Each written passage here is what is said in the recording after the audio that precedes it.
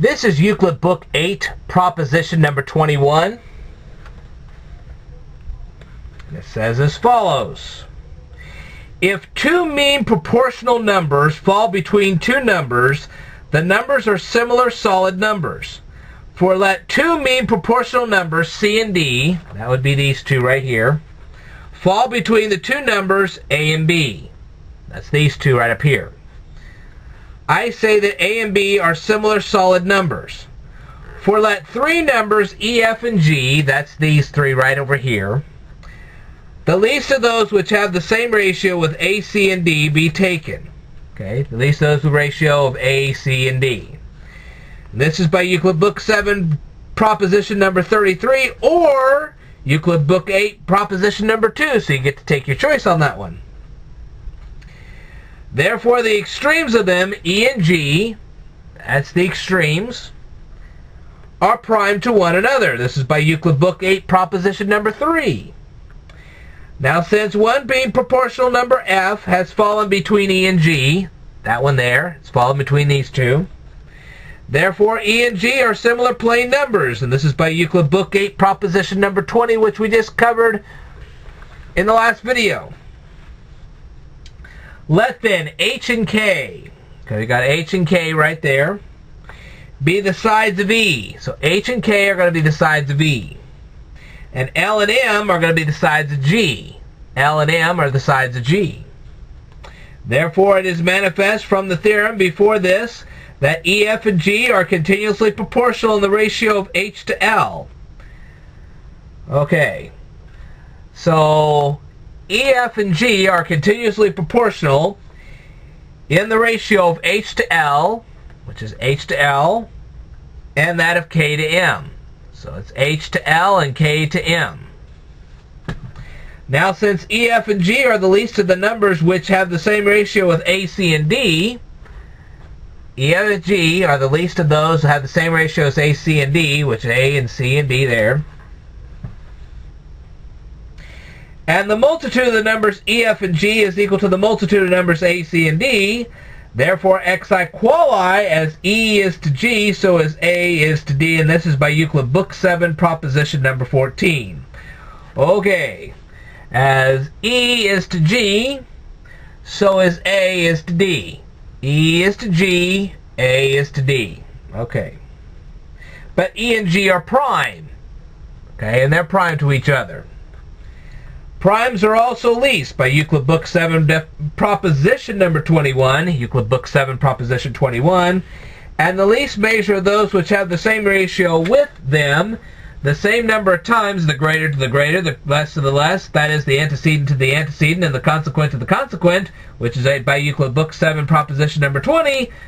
Therefore, E measures A, the same number of times that G measures D. G measures D.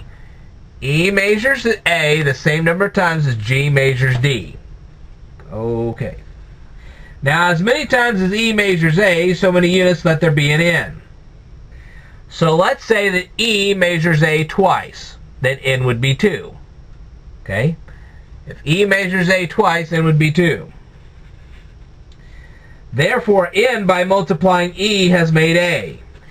N times E makes A.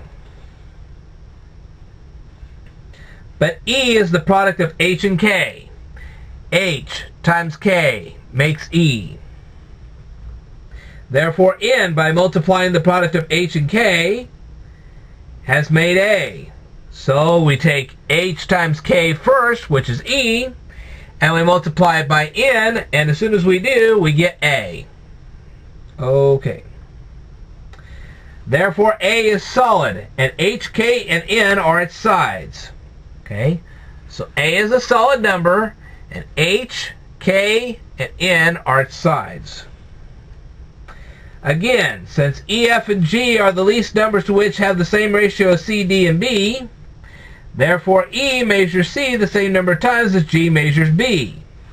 So E measures C the same number of times as G measures B.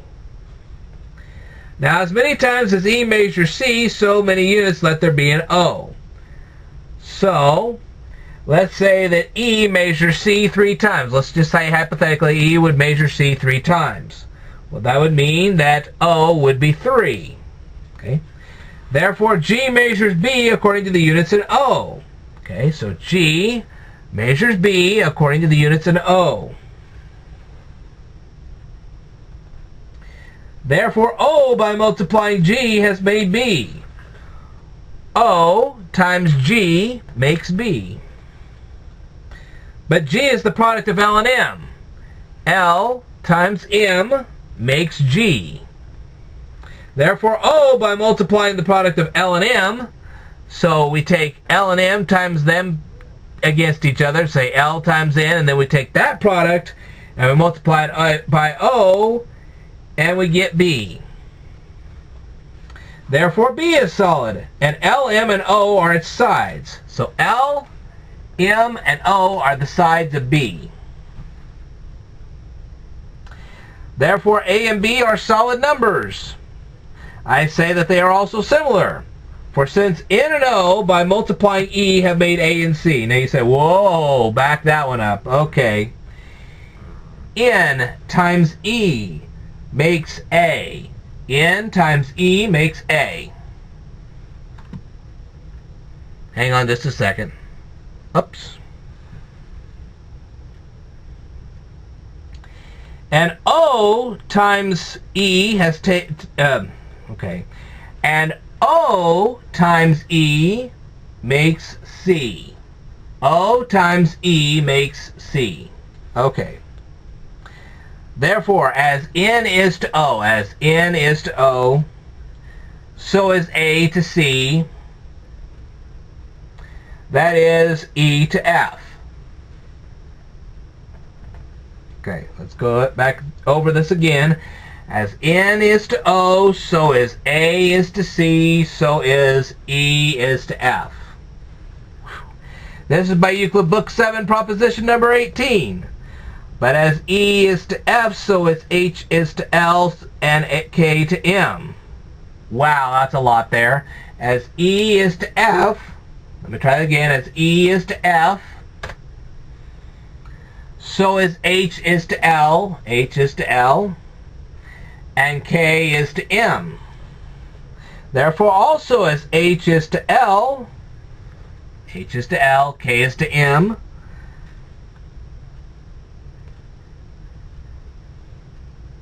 and N is to O.